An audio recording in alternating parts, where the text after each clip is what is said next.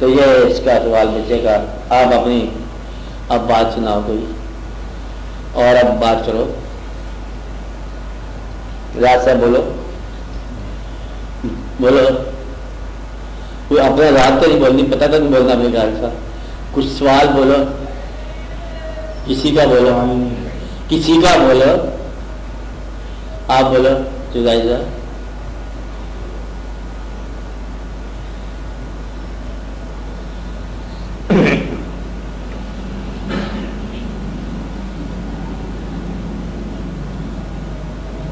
ہاں جی آپ نظر کوئی خیال.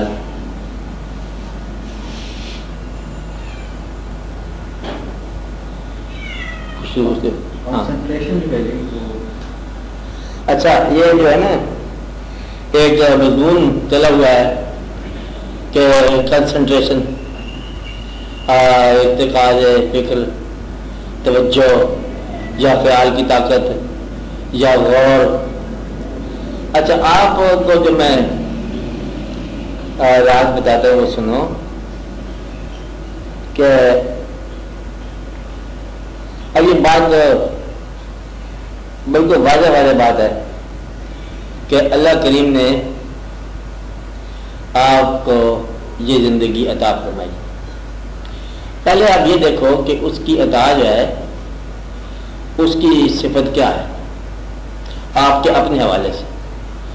اللہ کریم نے آپ کو آپ کے مانگنے اور آپ کے جاننے سے پہلے اس نے آپ کو شکل عطا فرما دی. آپ کو پتہ نہیں کہ اس نے کیا عطا فرما دیا. آپ کو ایک ماحول عطا فرما دیے, ایک ماں باپ عطا فرما دیے, اور وہ جو آپ کا ذہن عطا فرمایا وہ آپ سوچو نہ سوچو اس میں خیال آگے چلے جاتے ہیں, آئے چلے جاتے ہیں. اچھا آپ کو آنکھ عطا فرمائی, آپ دیکھو نہ دیکھو نظارے آپ کی آنکھ کے اندر ہی مطلب آتے جاتے ہیں, آتے ہی جاتے رہتے ہیں. اب یہ اللہ تعالیٰ کے احسان میں سے ہے بات کہ آپ کو پتہ نہیں چلتا اور آپ کی زبان بولنا شروع کر دیتی ہے. آپ اپنے دھیان میں جا رہے ہو کہیں سے اپنے کان میں کوئی نہ کوئی آپ کی آواز آ جائے گی.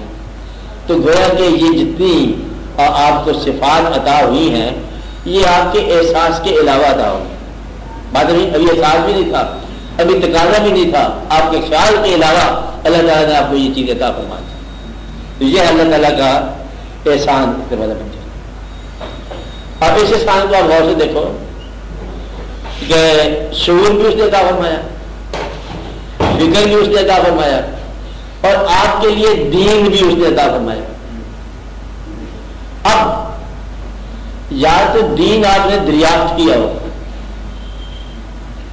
یہ بھی عطا کے اندر ہے آپ کے ہاتھوں, اور سارا احساس آپ کو عطا ہوا آپ کے تقاضے کے علاوہ. حتیٰ کہ آپ نے حضور پاک سے جو محبت ہے یہ بھی آپ نے انہیرٹ کی, یہ بھی آپ کی دریافت نہیں ہے. ہمارا ماحول ہی ایسا تھا کہ یہ واقعہ اس انداز سے بیان ہوا, نعت میں بیان ہوا, بچپن سے بیان ہوا, والدین سے بیان ہوا کہ اس عشق اور محبت میں آپ لوگوں کی پرورش ہوئی ہے, اور اس کے اندر کوئی اور کسی قسم کے خیال کی کمپرومائز نہیں ہے. جب اللہ کے بارے میں آپ سن سکتے ہو, حضور پاک کے بارے میں کوئی ایسا دوسرا خیال نہیں سن سکتا, مسلمان ہم برداشت نہیں کر سکتے. یہ ساری باتیں آپ کو مفت ملی انہیرٹ کیا, احسان اللہ کا. اب ارتکاز خیال آپ نے کس لیے کرنا ہے؟ یہ تو احسانات تو وہ کرتے ہی جا رہا ہے. جن لوگوں کو کوئی دین کی طرف سے کوئی احسان نہ میسر آیا ہو وہ حقیقت کے لیے توجہ کو ارتکاز کرتے ہیں, کنسنٹریشن کرتے ہیں, اور آپ کو حقیقت جو ہے وہ پیدائشی طور پر ملی ہے. اب اس میں توجہ کی بات نہیں ہے, صرف یہ دیکھنا ہے کہ وہ چیز جو آپ کے پاس ہے اس میں کوئی کمی نہ آ جائے. اب آپ کو کوئی کنسنٹریشن کی بالکل ضرورت نہیں ہے مسلمانوں کو. یہ پارسیوں کو ضرورت ہے, عیسائیوں کو ضرورت ہے, اور آزاد خیال لوگوں کو ضرورت ہے, اور لا مذہب لوگوں کو ضرورت ہے کنسنٹریٹ کرنا, حقیقت کا پتہ چلے. اور ہمارے پاس حقیقت ہی حقیقت ہے, پیدائشی حقیقت ہے. اس لیے اب ہمیں کنسنٹریشن کی کوئی ضرورت نہیں ہے. اس اسکول سے ہم پہلے ہی سرٹیفکیٹ لے چکے ہیں. اب جب وہ ساری دنیا کے مذاہب مل کر توجہ کریں گے اس حقیقت کو پہنچے گے کہ اسلام ایک سچا دین ہے اور ہمارے پاس موجود ہے، اور یہ بالکل حقیقی بات آپ بتا رہے ہیں۔ تو کنسنٹریشن جو ہے نا ان کو اس مقام تک انتہا ہو جائے گی جہاں سے آپ کی ابتدا ہو رہی ہے، تو لہذا آپ کنسنٹریشن تو کرو ہی نا، کوئی بالکل توجہ نہیں کرنی، غور نہیں کرنا، فکر نہیں کرنا۔ آپ کو اس لیے بتا رہا ہوں کہ یہ زندگی جو آپ کو مجسر ہے، زندگی کی طرف آپ توجہ لگاؤ، زندگی شب روز کی زندگی کہ اس میں کیا واقعات ہو رہے ہیں، کیا حالات ہو رہے ہیں، دین اور حقیقت کے بارے میں تو آپ پورا یقین کرو کہ یہی دین ہے اور یہی حقیقت ہے، اس پہ بالکل کوئی دوسرے خیال کی ضرورت کو نہیں ہے۔ اب زندگی کے اندر آپ کو یہ دیکھنا چاہیے کہ اللہ کریم نے جیسے ارشاد فرمایا کہ یہ زندگی آپ کو حاصل ہوئی، پیدا ہوئے آپ، اور آپ کو مر ضرور جانا۔ یہ کبھی اس بات پہ غور نہ کرنا کہ کوئی توجہ اور کوئی دعا، کوئی تاثیر، کوئی ڈاکٹر، کوئی پیر کبھی موت کو ٹال سکے گا، امپاسبل۔ اس کو جو فیض ہے، فیض یہ ہے کہ موت کو خوشی سے قبول کرنے کی صلاحیت پیدا ہو جائے، ٹالنے کی نہیں۔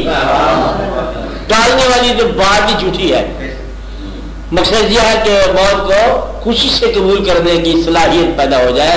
یہ بات آپ کے اندر حقیقت کی کنسنٹریشن کے بعد بھی یہی بات آئے گی، یعنی یہ توجہ پہ وہ پہنچیں گے، آپ کے لیے ساری کنسنٹریشن جو ہے وہ آپ کے پیغمبر صلی اللہ علیہ وسلم نے غار حرا میں مکمل کر لی۔ کنسنٹریشن ہوتی ہے حقیقت کے لیے، حقیقت آپ کے پاس کتاب کی شکل میں آ گئی ہے، اور کتاب بھی ایسی جس میں کوئی ریب نہیں، کوئی شک نہیں، زبر زیر نہیں بدل سکتا، اور یہ کتاب آپ کو آپ کی کنسنٹریشن سے بچانے کے لیے ہے۔ وہ جو غور اللہ تعالیٰ نے فرمایا ہوئی ہے کہ ایسے اس کائنات میں غور کرو کہ یہ میلہ دیکھنے کے لیے آئے ہو، آنکھیں بند ہونے سے پہلے نظاروں کی قدر کر لو۔ یہ تو اس لیے اللہ نے بتایا ہے کہ اس سے پہلے کہ جاگے ختم ہو جائے اچھے اچھے خوراکیں کھا لو اور شکر ادا کرو، اور یہ دنیا کے میلہ دیکھ لو۔ سیرو فی الارض، جب تک آنکھیں ہیں تبھی سیرو کرو گے نا، سیر کرو، سیرو فی الارض، زمین میں، فانظروا، پس دیکھو، کیف کان عاقبۃ المکذبین، کہ جھوٹوں کی عاقبت کیا ہوئی۔ آپ کی عاقبت آگے ہے کہیں، ان کی عاقبت جہاں آپ نظر آئے گی کہ یہ وہ مقام ہے جہاں جھوٹی قومیں رول کرتی تھی، رین کرتی تھی اور دعوے کرتی تھی، اور یہ انجام کار ان کا یہ مقام ہے کہ آپ کی حقیقت کو پہنچ گئی، ان کی حقیقت یہی کچھ ہے۔ اور یہ اللہ کے ہدایت ہے، دنیا کی سیر کرو اور ان کے اندر دیکھو مکذبین، جھوٹ بولنے والے، جھوٹے اعلان کرنے والوں کی عاقبت، ان کا حشر کیا ہوا۔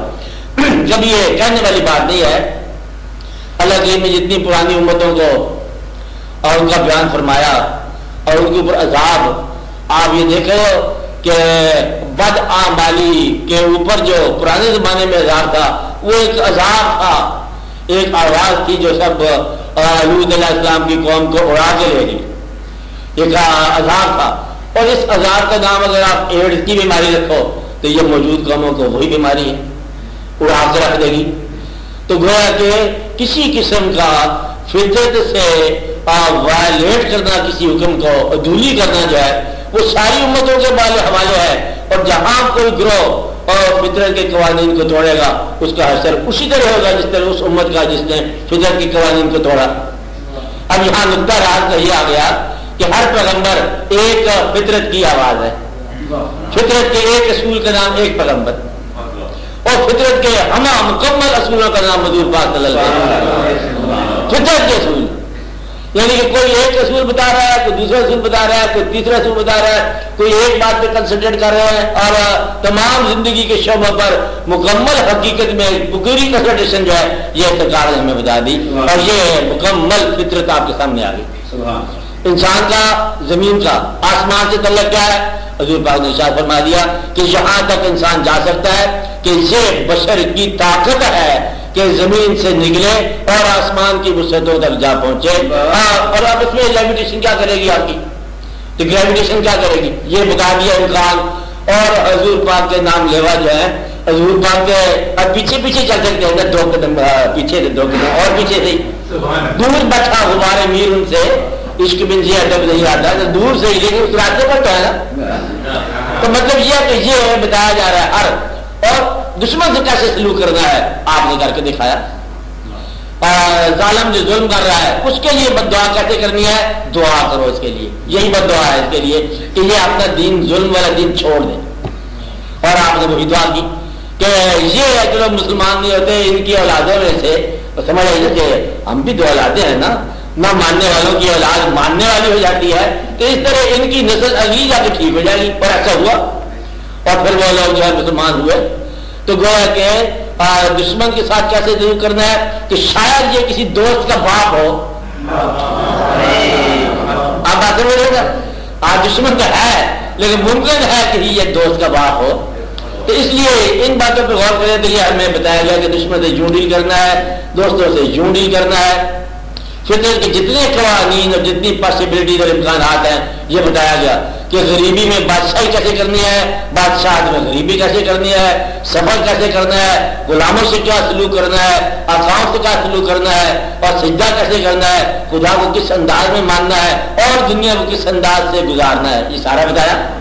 اور اب اس کے بعد آپ کو کسی نئی حقیقت کی ضرورت نہیں ہے. سوال آپ کے ذہن میں آتا ہے، جواب آپ کے پاس موجود ہوتا ہے کہ میرے پاس غریبی آ گئی، شادی کر لو. پھر غریبی مر گئی تھی اور شادی کر لو، اور غریبی آ گئی شادی کر لو، حالات ٹھیک ہو گئے.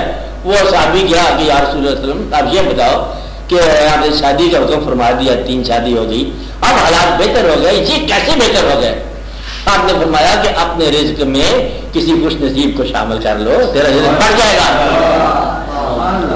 تیرا اگر رزق نہیں بڑھ رہا تو اس کو شامل کر.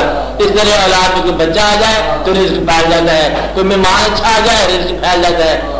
رزق کی بات عجیب ہے کہ جہاں امکانات رزق کے زیادہ ہوئے آج کی دنیا میں، رزق کے امکانات زیادہ ہو گئے، مارکیٹ زیادہ ہو گئی، مارکیٹ کی ڈیفینیشن وسیع ہو گئی، پھیلاؤ آ گیا، ہر طرف رزق کا بہت پھیلاؤ ہو گیا، بہت ہی غریبی کا خوف پیدا ہو گیا.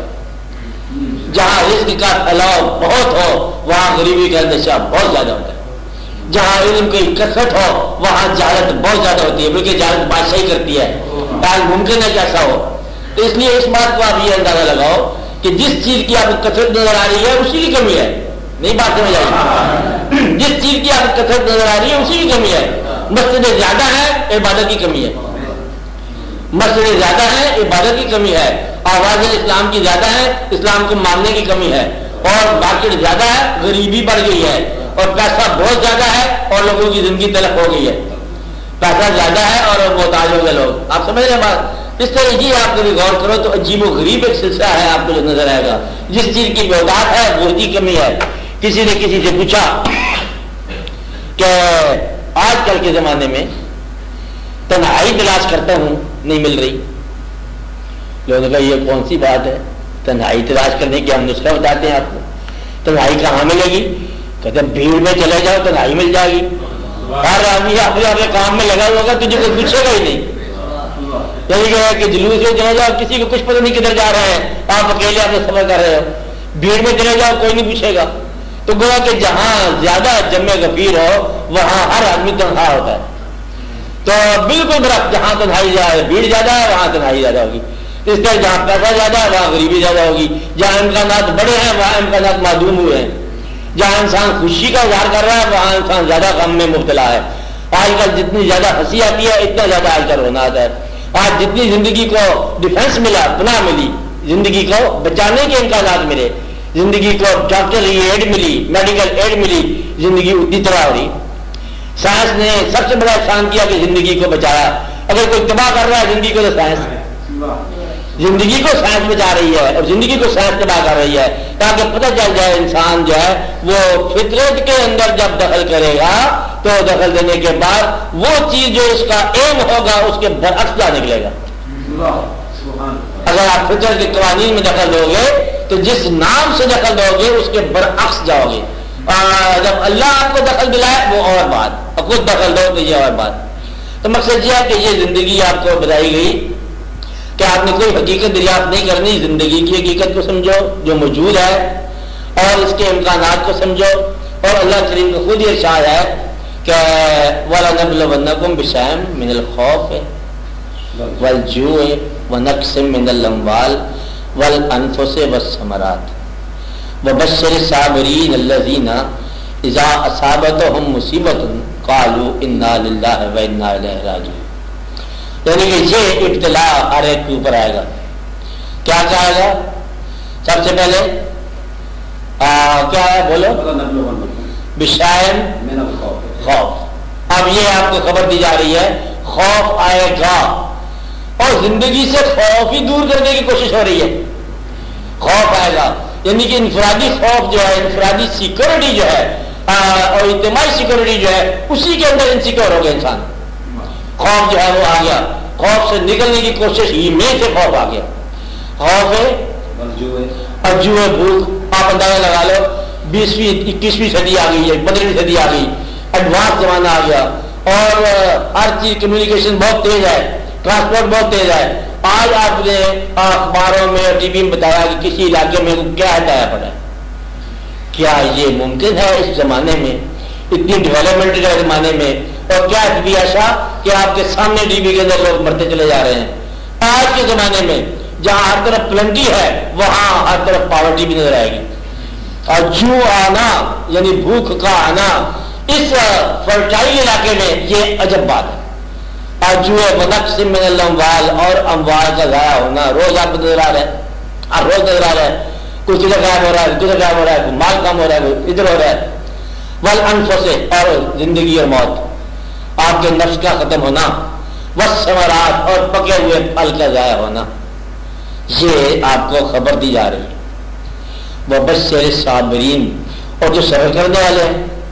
اب اللہ کریم کا یہ ارشاد اذا اصابتهم مصیبت, جب ان پر مصیبت آتی ہے گویا کہ اللہ جانتا ہے کہ یہ مصیبتیں ہیں اور بھیجنے والا آپ ہے, تو وہ یہ کہتے ہیں ہم اللہ کے ہیں, اللہ کے پاس جانے والے ہیں, ان باتوں سے ہمیں کیا فرق پڑتا ہے؟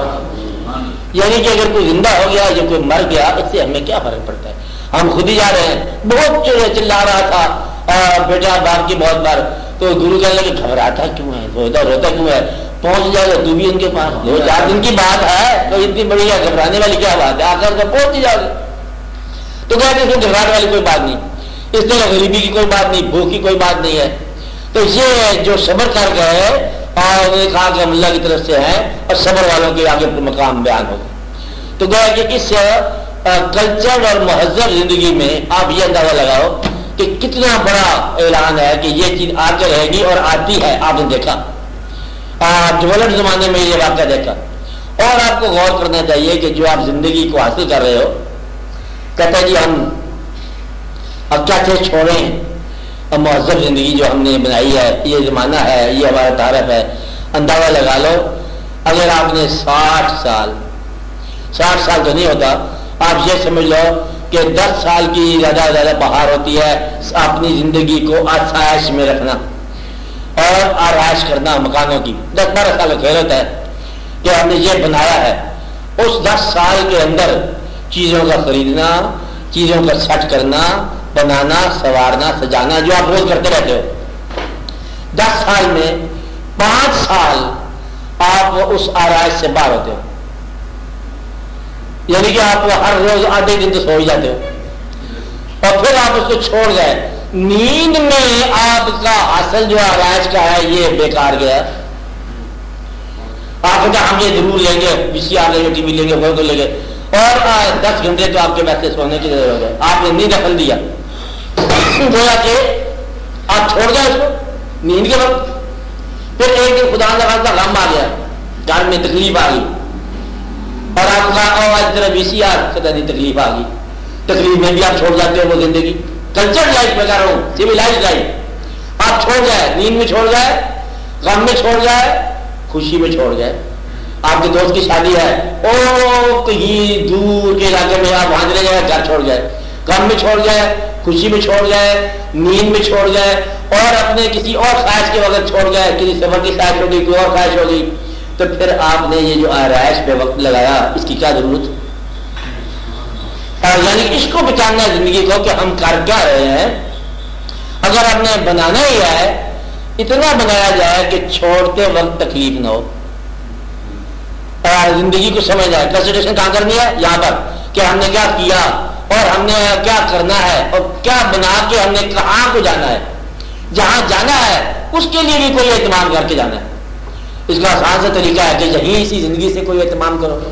تو میں یہ آپ کو بتا رہا تھا کہ توجہ اور کنسنٹریشن جو ہے اگر آپ غور کریں تو آپ کے پاس نتیجہ موجود ہے.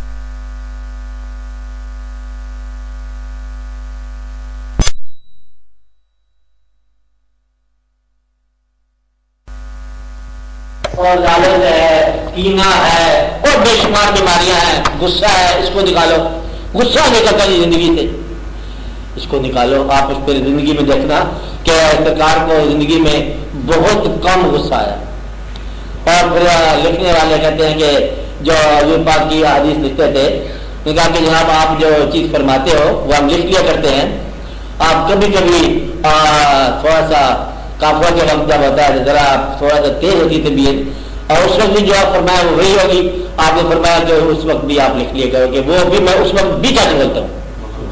اور بہت کم واقعہ ہو سکتا ہے کہ جب تک آپ غصے میں سچ بولنے کی عادت نہ ڈالو غصہ آپ کو گمراہ کر دے گا. اور غصے میں سچ جو ہے نا بولنا بڑا مشکل ہے کہ غصے میں انسان صرف جذبات بولتا ہے، سچ نہیں بولتا.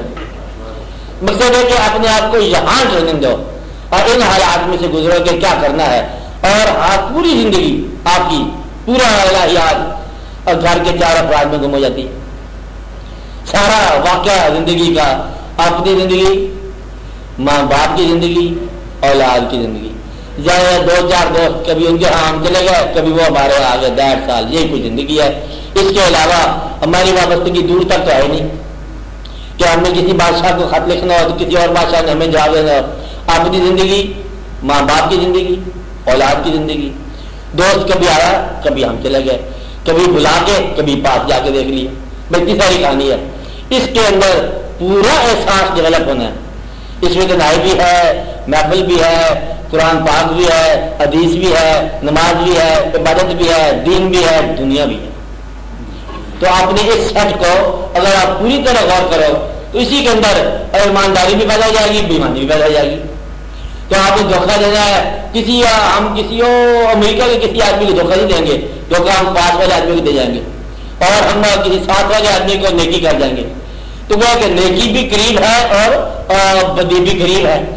اس لیے آپ اس کو دیکھو کہ اپنے دائرہ جو ہے آپ کا وابستگیوں کا، اس کے اندر آپ کی زندگی آئیڈیل نہ ہو تو کم از کم ریئل ضرور ہو. آپ بات نہیں رہے نا، یعنی کہ مصنوعی زندگی بالکل نہ ہو. اگر تو مثالی ہو، مثالی نہ ہو تو حقیقی تو ہو، باہر مصنوعی بالکل نہ ہو. اس کا ضرور خیال رکھو. زندگی کو سمجھنا ہے، اب ہمیں دین کو سمجھنے کی ضرورت کو نہیں ہے. دین بالکل نہیں سمجھنا. اللہ ہم نے مان لیا، اب جاننے کی ضرورت کیا ہے. آپ جاننے لگ جاؤ تو بڑے کنفیوز ہو جاؤ گے. اتنی سی مسجد ہے، اندر سے نماز پڑھ رہا ہے، وہ کہتا ہے میں اللہ کے سامنے ہوں، اور جو مسجد کے بعد دکاندار ہے دکان لگا لو وہاں اللہ نہیں ہے، اندر اللہ ہے. غور کرو تو کیسے ہے، کیسے سمجھ آئے گی بات. اب یہ بات سمجھ نہیں آ سکتی ہے کہ آپ کی زندگی عبادت میں اور ہے اللہ کے قریب، عبادت سے تھوڑی دیر بعد جو ہے آپ عورتوں سے ڈیل کرتے ہو، یہ آپ کیسے سمجھ آئے گا. آپ اللہ کو مان لو، اور ماننے کے بعد جیسے اللہ کے حبیب صلی اللہ علیہ وسلم نے فرمایا ویسے کرنے کی کوشش کرو. اور آپ کو جو نسخہ میں بتا رہا ہوں، کوئی سا ایک کام، اب یہ عملی نسخہ ہے، کوئی سا ایک کام، کوئی سی ایک عادت، 2 چیزیں بتائیے. کوئی ایک کام ایسا اختیار کرو جو حضور پاک کی اطاعت میں شروع ہو. یہ کام میں شروع کر رہا ہوں حضور پاک کی اطاعت میں. کوئی ایک عادت ایسی ترک کر دو کہ حضور پاک کے حکم کی وجہ سے میں یہ عادت ترک کر رہا ہوں، لو آپ کا سارا مسئلہ حل ہو گیا. یعنی کہ کوئی ایسا عمل زندگی میں رائج کرو جس عمل کی نسبت جو ہے کم از کم حضور پاک کی ذات سے. عمل آپ کا، نسبت حضور پاک. یہ کام آپ کیوں کر رہے ہو؟ کہتے یہ میں نے سنا ہے کہ حدیث شریف ہے، ایسی بات میں نے سنی ہے، لہٰذا یہ کام میں ایسے ہی کروں گا. کوئی کام آپ کے نام سے منسوب کرتا ہوا اور شروع کر دیا جائے تو الہیات تک پورا سفر محفوظ ہے. آپ بات سمجھ رہے ہیں؟ کوئی سی عادت ترک کر دی جائے کہ حضور پاک کو یہ عادت ناپسند ہے تو آپ کا الہیات کا سفر مکمل ہوگی. آپ بات سمجھ رہے ہیں نا. اس لیے اپنے طور پر فیصلہ کرتے ہوئے ایک عادت اور ایک ایسی کوئی صفت جو ہے نا دریافت کر لو جو آپ کو چھوڑنی ہو یا جو آپ کو اختیار کرنی ہو. یہ کام شروع کر دو حضور پاک کی وجہ سے اور وہ کام ترک کر دو سرکار کی وجہ سے, اور آپ دیکھو کہ آپ کو پورے کا پورا ہی فیض سمجھ آ جائے گا کہ فیض کیا ہے. اللہ کریم کو اپنے دریافت نہیں کرنا, ہماری دریافت کرنی ہے اللہ حضور پاک جانے, اللہ جانے ہمیں حکم ہے یا ہم کرتے جا رہے ہیں, نماز پڑھتے جا رہے ہیں. عبادت سے فائدہ کیا ہے, بس فائدہ نہیں ہمیں پتا ہے عبادت ہے, بس عبادت عبادت ہی ہے. اب آپ سمجھ رہے, اس کو ہم نے جاننا ہے. باقی اگر مریض پر زندگی ہے کہ نہیں ہے, کیا پتا کب نکلے زندگی کب نہ نکلے زندگی, کیا پتا جمہوریت کب آئے اور کب نہ آئے. ہم جمہوریت کے انتظار میں باہر بیٹھے ہوئے, ابھی دکان بھی جا کر بیٹھے, دکان بھی خراب ہوگی ہماری, کہ دکانداری کہہ رہا ہے یہ دکان کہتا ہے چلے گی, کب چلے گی, کہتا ابھی جمہوریت کا سفر ہوگا, یہاں سڑک سے گزرے گی پھر ہماری دکان چل پڑے گی. اتنے دکانیں چلتی ہیں میرا, تو اس لیے آپ اپنی دکان کو ابھی سے سمجھو یہی مقدر ہے جو ہے. جمہوریت کا سفر ہوگا کہ نہیں ہوگا, پتہ نہیں مارشل لا لگا رہے گا کہ نہیں لگا رہے گا, پتہ نہیں کیا ہوگا, اور آپ کی زندگی پتہ نہیں کب تک کیا ہو جائے. اس لیے یہ ضروری ہے کہ اپنی زندگی کا فیصلہ کر لو. ہم اللہ کی عبادت کرتے ہیں, جانتے نہیں ہیں, اس کو مانتے ہیں, اور حضور پاک کی کسی صفت کے سامنے ہم اپنی صفت جو ہے اس مطابقت میں شروع کرنا چاہتے ہیں. اور دنیا کے اندر کسی انسان کو ہم حضور پاک کے برابر نہیں مان سکتے. یہ شرک ہے, یہ کفر ہے, یہ ہم نہیں مان سکتے. جس بات کا حوالہ آ گیا کہ یہ سرکار کی بات ہے فائنل, وہاں ہم جذباتی ہیں. باقی رہی زندگی, اس میں ہم نے کچھ حاصل کرنا ہے, جو حاصل کرنا ہے اس میں سے کچھ ہم نے کسی اور کو دے دینا ہے. اللہ کا حصہ اللہ کو دے دیا, اور ماں باپ کا حصہ ماں باپ کو دے دیا, اولاد کا حصہ اولاد کو دے دیا, اور پھر خالی ہاتھ اللہ کے پاس چلا جانا. خالی ہاتھ آیا, خالی ہاتھ چلے گئے. آپ دیکھو آپ نے کرنا ہے کیا ہے, آپ کی ساری کمائی جو یہ اولاد کھا جائے گی, یہ ماں باپ کے استعمال میں آئے گی. کچھ بچا ہوا فقیروں کو غریبوں کو ادا کر دو, کچھ اور اپنے محسنوں کی خدمت کر دو, کسی کو کچھ دے دو, کسی کو کچھ دے دو, اور پھر سفر جائے یہاں سے چلا گیا. یہاں سے کوئی چیز لے جا سکتے تو ہم آپ کو ایک ایسا مقبرہ بنا دیں جس میں قرآن کی وصیت کے مطابق دولت رکھ دی جاتی. ہمارے یہاں سے آئے نہیں, ہمارے یہاں جو ہے وہ نام بھی ختم کر دیا میت کا, اور مٹھیوں بھی ڈال لی ان لوگوں نے. آرام سے خالی ہاتھ جاؤ اور لوگوں کی زندگی اب جا کے بہتر کرو. اس لیے اس میں کوئی دھوکہ والی بات نہیں ہے. اس لیے ہماری زندگی بہت سادہ زندگی ہے. اگر ہم اس میں سے نکال دیں سارے لوازمات, کیونکہ یہ عارضی لوازمات, کوئی کنسنٹریشن نہیں چاہیے. کنسنٹریشن یہ ہے کہ جب سونے لگ جاؤ, نیند آ رہی ہے, یہ سمجھو کہ یہ عبادت ہے. جب جاگو تو جاگنا عبادت ہے, جب نماز میں ہو تو نماز عبادت ہے, نماز سے باہر ہو تو یہ عبادت ہے, اور گاہکوں سے ڈیل کر رہے ہو تو یہ عبادت ہے. جو آپ کام کر رہے ہیں نا پوری عبادت ہے. آپ کی زندگی سے عبادت کے واقعات نکالے جائیں گے تاکہ وزن کیا جائے. اگر زندگی ساری عبادت میں نکلی تو پھر وزن کیا کرنا ہے؟